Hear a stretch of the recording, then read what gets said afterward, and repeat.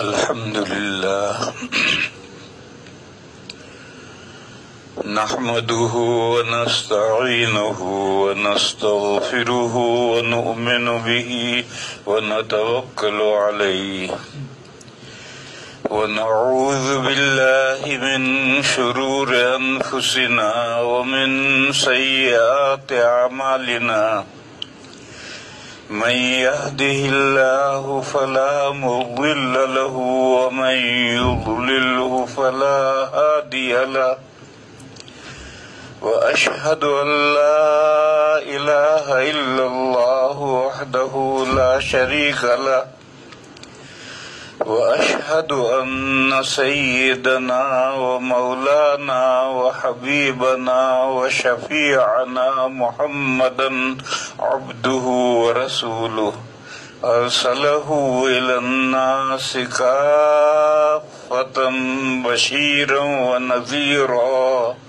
وداعيا إلى الله بإذنه وسراجا منيرا صلى الله تعالى عليه وعلى آله وصحبه وبارك وسلم تسليما كثيرا كثيرا وبعد فأعوذ بالله من الشيطان الرجيم بسم الله الرحمن الرحيم الحمد لله رب العالمين الرحمن الرحيم مالك يوم الدين إياك نعبد وإياك نستعين اهدنا الصراط المستقيم صراط الذين أنعمت عليهم غير المغضوب عليهم ولا الضالين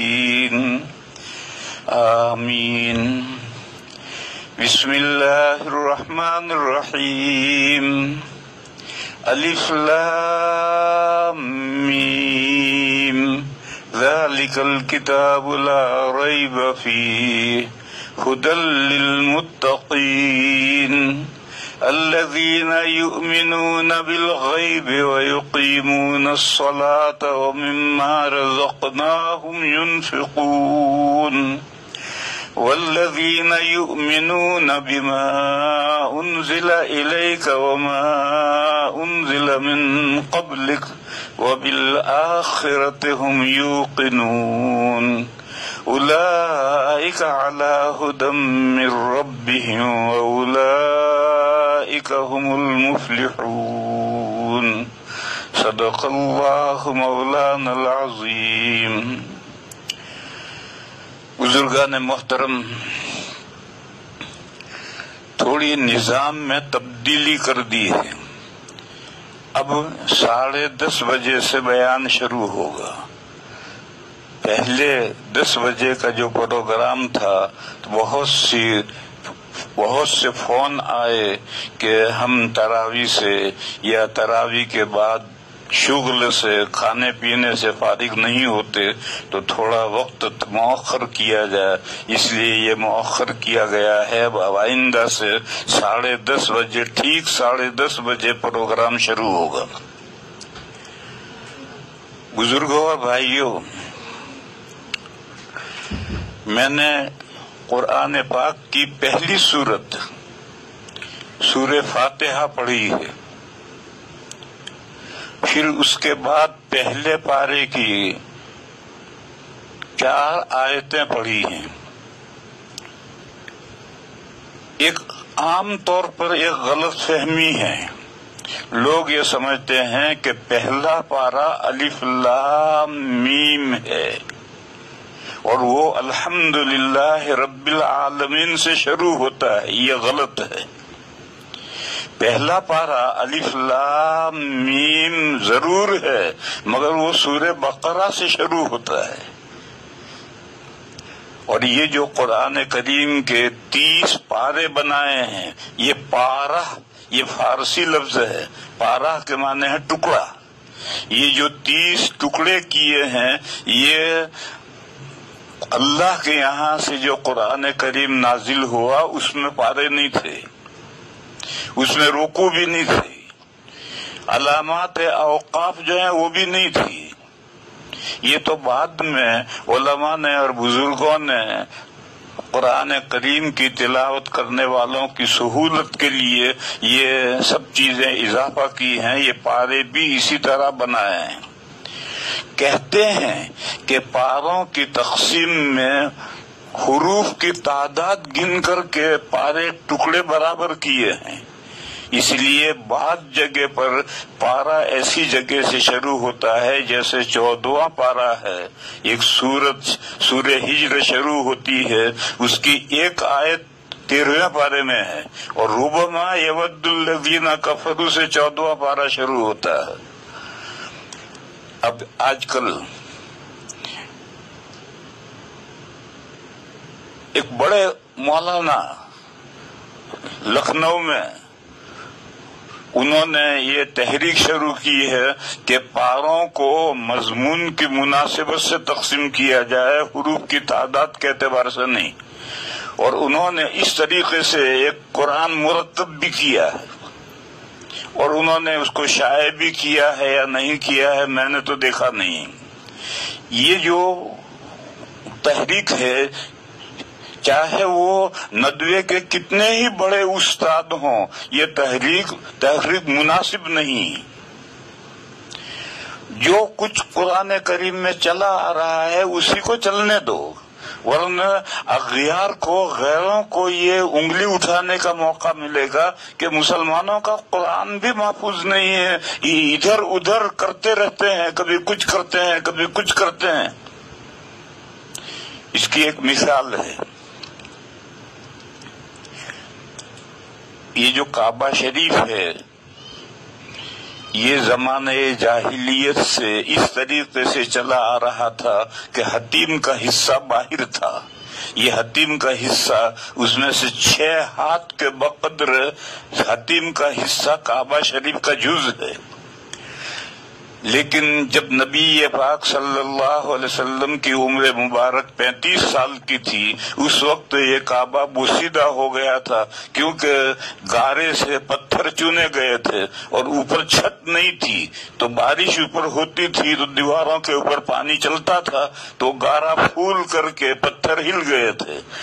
تو اس لیے جب نبی پاک صلی اللہ علیہ وسلم کی عمر مبارک 35 سال کی تھی، اس وقت اس کعبہ کو توڑ کر کے اثر نو دوبارہ چنا گیا، اور اس میں جو چھوٹے چھوٹے پرانے پتھر تھے وہ نکال دیے، کچھ نئے پتھر بھی اس میں شامل کیے، اور وہ پہاڑوں میں سے پتھر ڈھونڈ کر لانے والوں میں نبی پاک صلی اللہ علیہ وسلم بھی نبوت سے پہلے اس مزدوری میں حضور بھی شریک تھے۔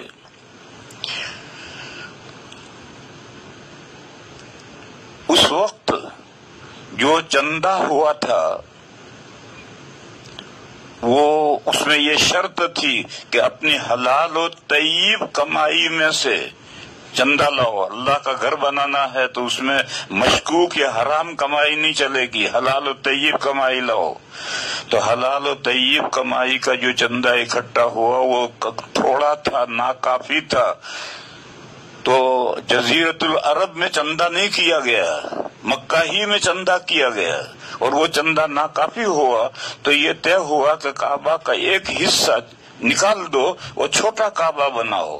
تو حتیم کا حصہ نکال کر کے چھوٹا کعبہ بنایا۔ آج کل یہ مصیبت ہے کہ ایک بستی ہے، اس بستی میں 50-100 گھر ہیں، یہ 50-100 گھر والے ہر ایک اپنا گھر بنا سکتا ہے، لیکن اس گاؤں میں جب مسجد بنانے کا وقت آئے گا تو 100 گھر مل کر کے اللہ کا ایک گھر نہیں بنا سکتے۔ اس کے لیے چندہ ہوگا، پورے ضلع میں چندہ ہوگا، پورے صوبے میں چندہ ہوگا، پورے ملک میں چندہ ہوگا، بلکہ پوری دنیا میں چندہ ہوگا، بلکہ بہت دور دور لندن تک جا کر کے چندہ لائیں گے، اور اتنی بڑی شاندار مسجد بنائیں گے کہ گاؤں میں ویسا کوئی بھی گھر نہیں ہوگا، ایسی مسجد بنائیں گے۔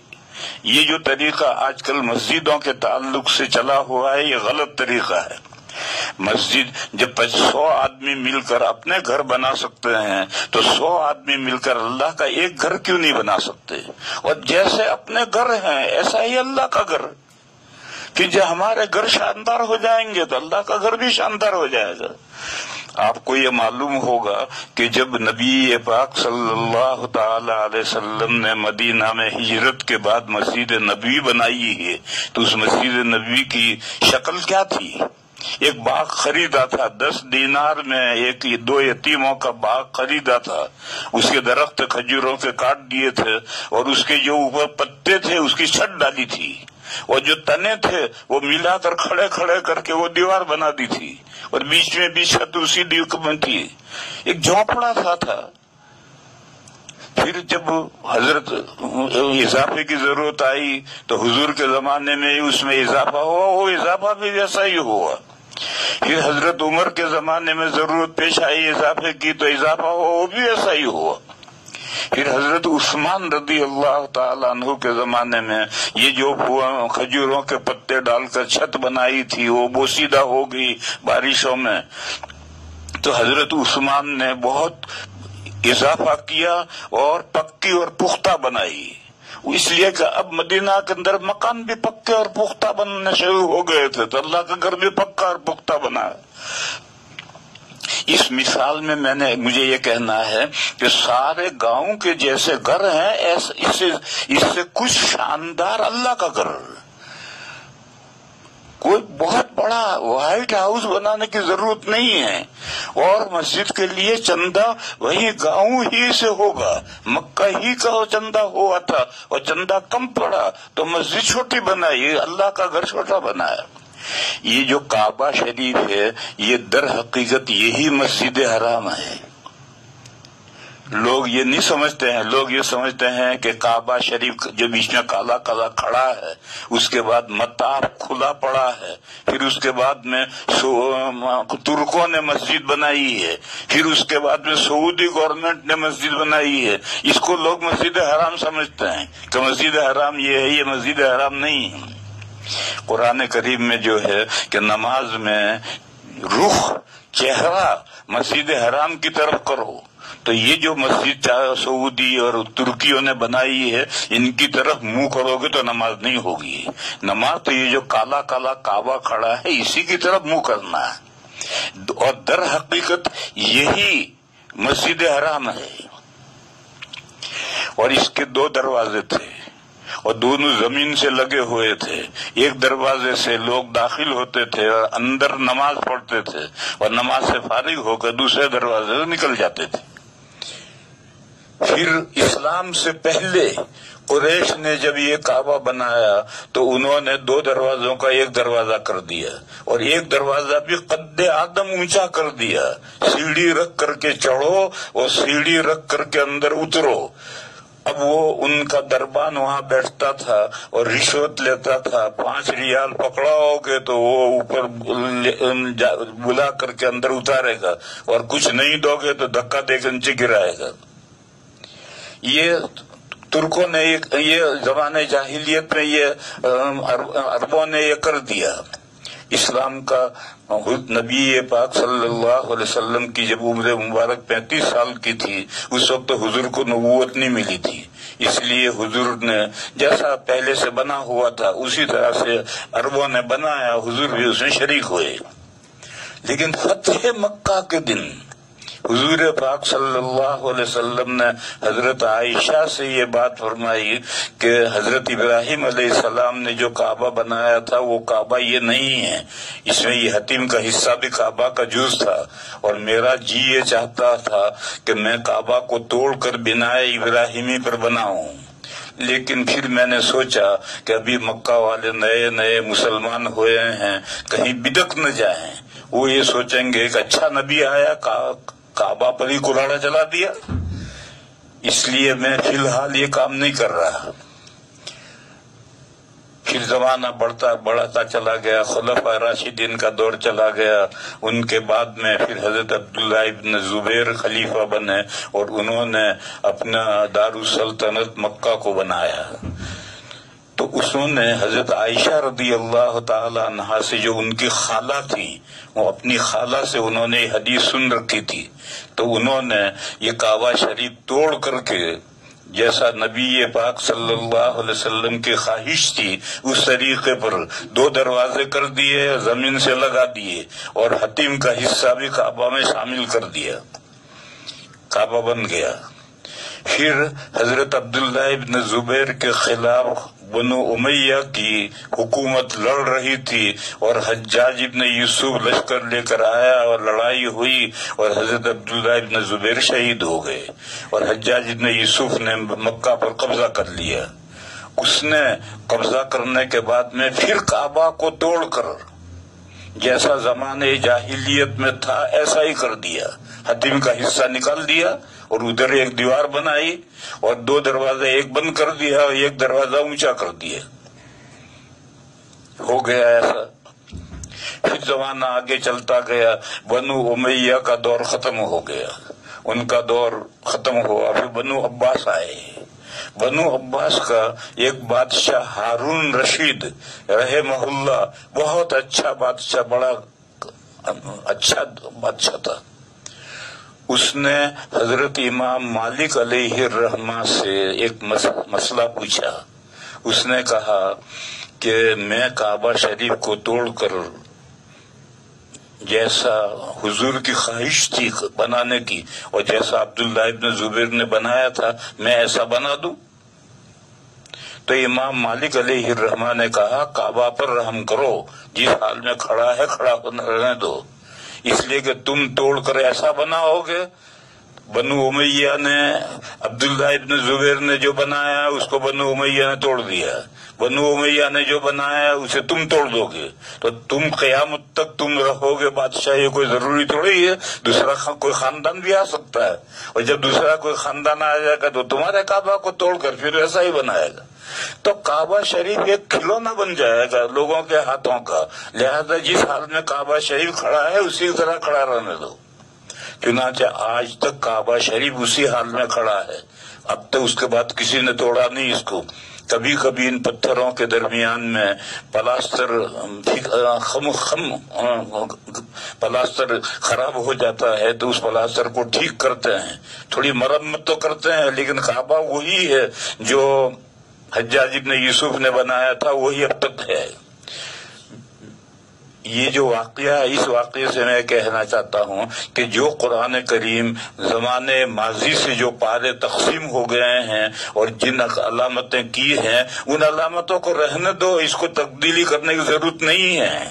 اگر آج ایک مولانا سلمان صاحب حسینی ندوہ والے تبدیلی کریں گے تو کل دوسرا آئے گا وہ کچھ اور تبدیلی کرے گا، پھر تیسرا آئے گا کچھ اور تبدیلی کرے گا، تو قرآن کریم علماء کے ہاتھ کا کھلونا بن کر رہ جائے گا۔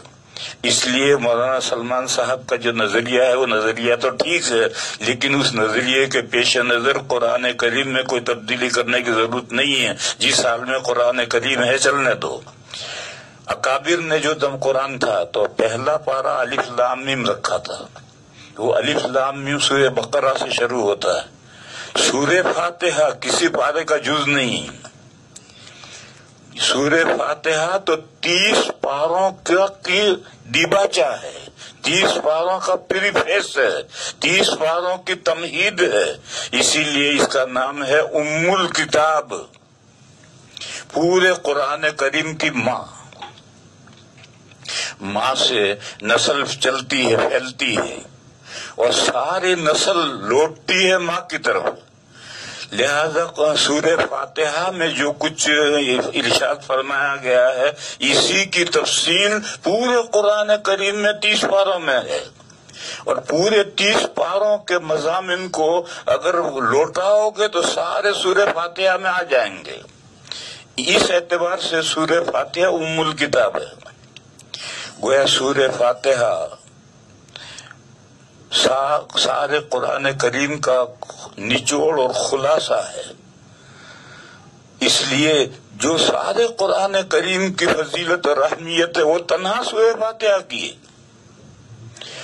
اسی لیے اس سورہ فاتحہ کے بہت سارے نام ہیں، ان ناموں میں سے ایک نام ہے ام الکتاب قرآن کریم کی ماں، اور ایک نام ہے سورۃ الشفا۔ سورہ فاتحہ شفا ہے، ہر بیماری کی شفا ہے، سورہ فاتحہ میں ہر بیماری کی شفا ہے۔ لیکن ہر بیماری کی شفا کس طرح ہے، اس کے استعمال کا طریقہ کیا ہے، وہ بیماری کے اعتبار سے الگ الگ ہوگا، اور وہ بیماری کے اعتبار سے کیا طریقے الگ الگ ہیں وہ حکیم صاحب بتائیں گے۔ حکیم صاحب یعنی بڑے علماء جو اس فن کو جانتے ہیں، وہ طریقہ بتائیں گے کہ تمہیں اس بیماری میں سورہ فاتحہ اس طرح استعمال کرنی ہے تو شفا ہو جائے گی۔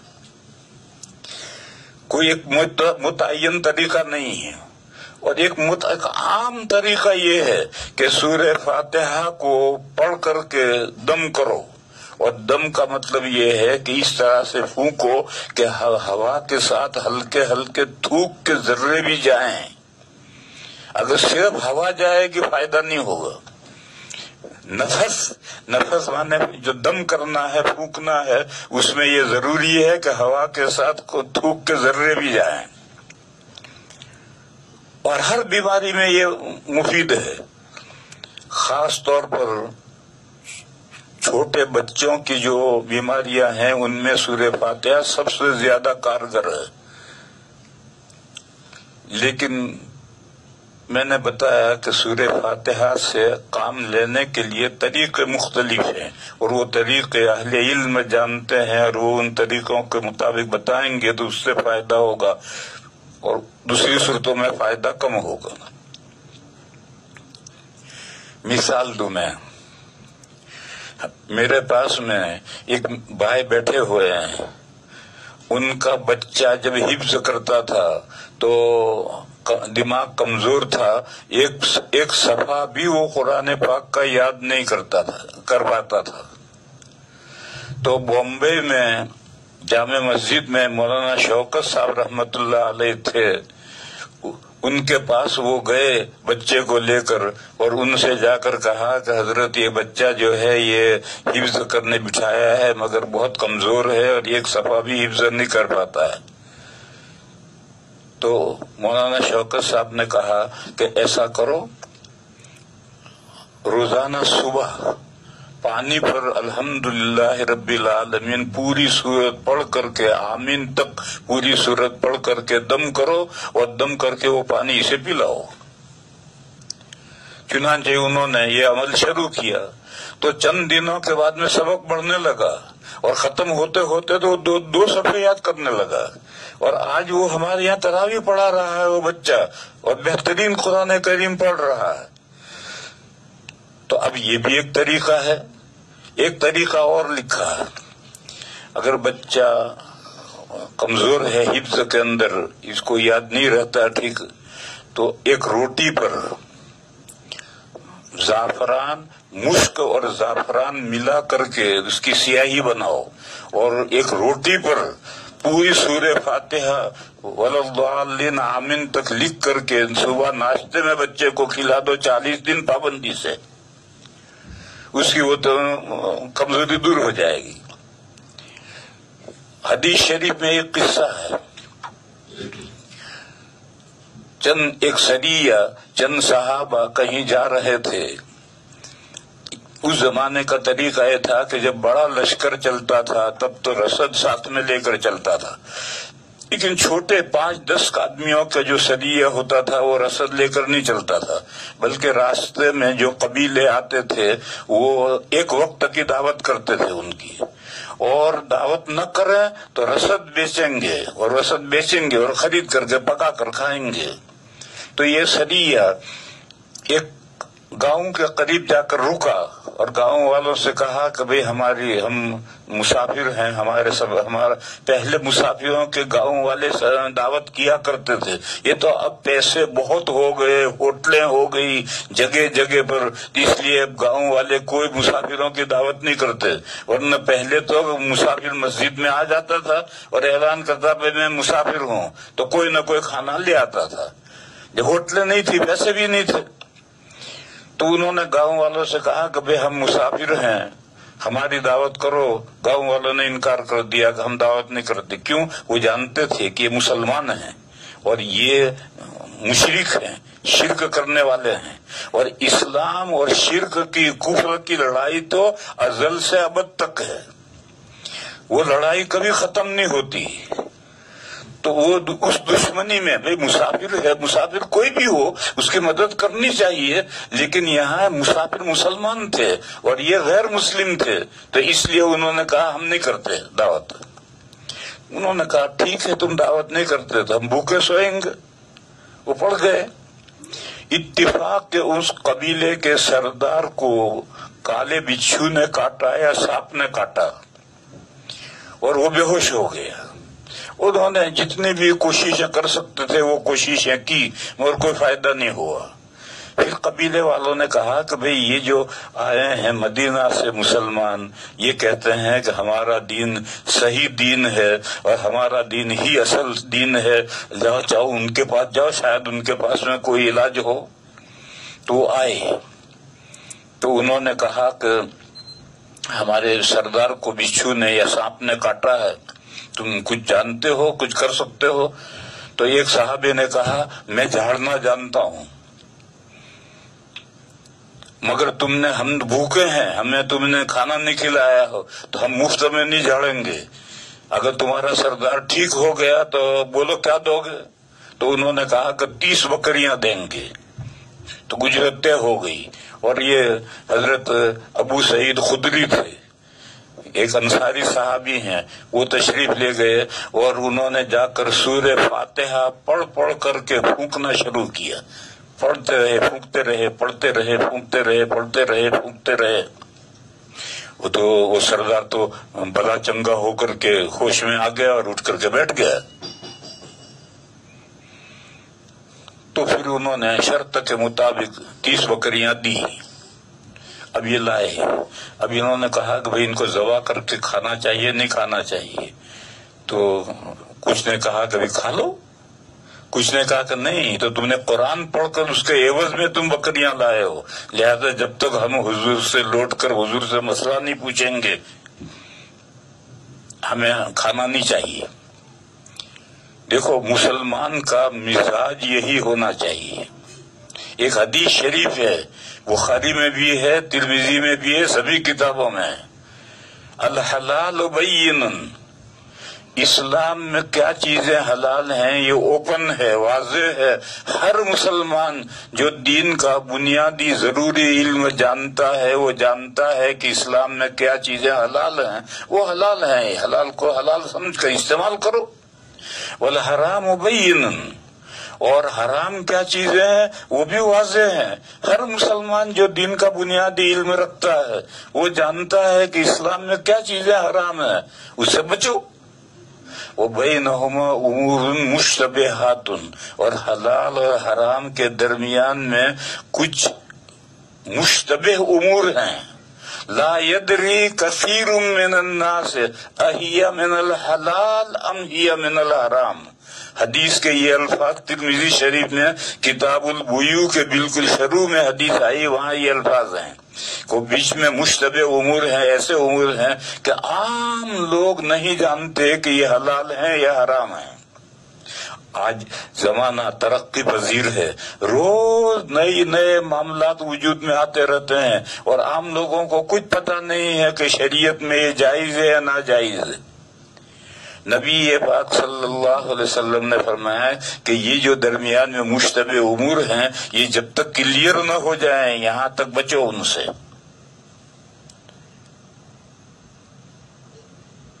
اگر اس سے تم بچو گے تو تمہارا دین بھی محفوظ رہے گا، تمہاری عزت اور آبرو بھی محفوظ رہے گی.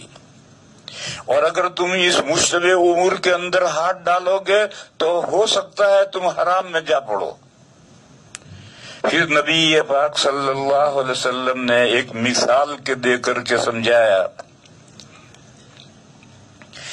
کہ سرکاری چراگاہ ہے، گورنمنٹ کا ریزرو ایریا ہے، اس میں گورنمنٹ کے جانور ہی چرائیں گے، پبلک کو جانور چرانے کی اجازت نہیں ہے.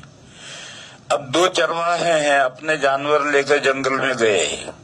ایک نے یہ سوچا کہ جو بارڈر ہے وہاں تک تو چرانے کی اجازت ہے، اندر نہیں جائیں گے، تو میں بارڈر تک چراتا ہوں۔ یہ چرواہا اگر ذرا غفلت ہو گیا، سو گیا، گلی ڈنڈا کھیلتا رہ گیا، باتوں میں مشغول رہ گیا اور جانور ریزرو ایریا میں گھس گئے تو پولیس پکڑ کر کے جا کر ڈبے میں بند کر دے گی اور جرمانہ دیے بغیر وہ جانور واپس نہیں ملیں گے۔ اور ایک دوسرا چرواہا ہے، اس نے سوچا کہ بھئی یہ ریزرو ایریا ہے، میں اسے 1 مائل جانور دور رکھوں گا۔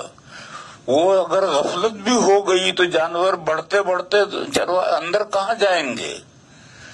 تو وہ آدمی جو مشتبہ سے دور رہتا ہے وہ گویا سرکاری ریزرو ایریا سے، چراگاہ سے 1 مائل دور رہتا ہے، حلال ہی میں رہتا ہے، مشتبہ میں داخل نہیں ہوتا، تو وہ حرام میں کہاں جا پہنچے گا؟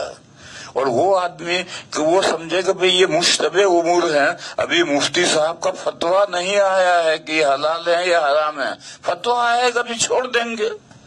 یوں کر کے اگر مشتبہ امور کو اس نے اختیار کر لیا اور پھر فتویٰ آ گیا کہ حرام، تو جو پاخانہ کھا لیا پیٹ میں گھس گیا حرام، اس کو کیسے نکالو گے؟ اور وہ بندہ کہ اس نے کہا کہ فتویٰ پہلے آئے گا تب ہم اس میں ہاتھ ڈالیں گے، اس سے پہلے ہاتھ نہیں ڈالتے، اس کی عزت بھی محفوظ رہے گی، اس کا دین بھی محفوظ رہے گا، اس کی ہر چیز محفوظ رہے گی۔ تو مومن کا یہ مزاج ہونا چاہیے کہ وہ اس طریقے پر زندگی گزارے کہ اس کو کوئی پریشانی نہ ہو۔ تو اسی طریقے پر میرے بھائی میں کہہ یہ رہا تھا کہ کعبہ شریف کو اسی حال میں رہنے دو، اس میں تبدیلی مت کرو۔ حضور تبدیلی کی تھی اور تبدیلی کرنا شادی شریف کی روشنی میں صحیح بھی ہے، لیکن امام مالک نے منع کیا ہے ہارون رشید کو کہ تم آج تبدیلی کرو گے تو تمہارا مخالف بادشاہ آئے گا، وہ توڑ کر کچھ کا کچھ کرے گا۔ تو اسی طریقے پر ہمارے جو مولانا سلمان صاحب سہارنپور ندوے کے ہیں، وہ جو ان کی رائے ہے کہ مضامین کے لحاظ سے پارے تقسیم ہونا چاہیے، رائے صحیح ہے، مگر اس رائے پر عمل مت کرو۔ قرآن کریم جس حال میں چلا آ رہا ہے اسی حال میں رہنے دو، بابا اسے بخشو، ورنہ غیروں کو اعتراض کرنے کا موقع ملے گا کہ مسلمان کہتا ہے کہ ہمارا قرآن محفوظ ہے۔ کہاں محفوظ ہے؟ روز تبدیلیاں ہو رہی ہیں، کوئی پارے یوں کر رہا ہے، کوئی پارے یوں کر رہا ہے، تبدیلیاں ہو رہی ہیں، کہاں قرآن محفوظ ہے؟ لہذا ٹھیک ہے مضمون کے اعتبار سے تقسیم ہونی چاہیے، اگر مضمون کے اعتبار سے تقسیم نہیں ہے۔ مثلا میں ایک مثال دوں، 27ویں پارے میں سورہ واقعہ ہے، سورہ رحمان کے بعد سورہ واقعہ آتی ہے۔ سورہ واقعہ کا پہلا رکوع مضمون کے اعتبار سے صحیح جگہ لگا ہوا نہیں۔ سورہ واقعہ میں سابقین، اصحاب الیمین اور اصحاب الشمال کا تذکرہ ہے بالاجمال، پھر اس کے بعد میں صابئین کا تفصیلی تذکرہ ہے، اور وہاں آیت آئی ہے ثلۃ من الاولین وقلیل من الآخرین، پھر اس کے بعد اصحاب الیمین کا ذکر شروع ہوا ہے، ان کا بھی تفصیلی ذکر ہے، وہ ذکر ختم ہوا ہے ثلۃ من الاولین وثلۃ من الآخرین پر، پھر اس کے بعد اصحاب الشمال کا تذکرہ شروع ہوا ہے۔ رکوع لگانے والے نے ثلۃ من الاولین وثلۃ من الآخرین کو دوسرے رکوع میں کر دیا، اور یہاں رکوع آیت سے پہلے لگایا، حالانکہ وہاں رکوع ثلۃ من الاولین وثلۃ من الآخرین پر لگنا چاہیے، مگر کوئی ہم تبدیلی نہیں کرتے، جیسا بے جوڑ ہے ہونے دو، تبدیلی مت کرو۔ اگر تم یہاں ایک جگہ تبدیلی کرو گے تو پھر جو تالے آزما ہے، قسمت والے جو آزمانے والے ہیں، جو ان کو بڑا بننے کا شوق ہے، وہ پتہ نہیں قرآن میں کیا کیا تبدیلی کر دیں گے۔ اس لیے حضرت مولانا بڑے آدمی ہیں، مولانا سلمان صاحب ندوہ کے بہت بڑے آدمی ہیں اور بہت ذی علم آدمی ہیں، اور بہت سی خوبیوں کے مالک ہیں، اور رائے ان کی صحیح ہے، مگر اس رائے پر وہ جو عمل کرنا چاہتے ہیں وہ غلط ہے، اس پر عمل نہیں کرنا، جس حال میں قرآن کریم ہے اسی حال میں رہنے دو۔ اب مثلا یہی جو پہلا پارہ ہے، اس کو آپ پارہ الف لام میم کہو گے یا پارہ الحمد کہو گے؟ پارہ الحمد کہو گے تو سورہ فاتحہ پہلے پارے کا جز ہو گئی، تو 29 پاروں سے اس کا کوئی تعلق ہی بات نہیں رہا۔ اور اگر پہلا پارہ الف لام میم رکھو گے تو یہ تو سورہ فاتحہ تو باہر ہوئی تو مضمون کے اعتبار سے کہاں پارے بنے؟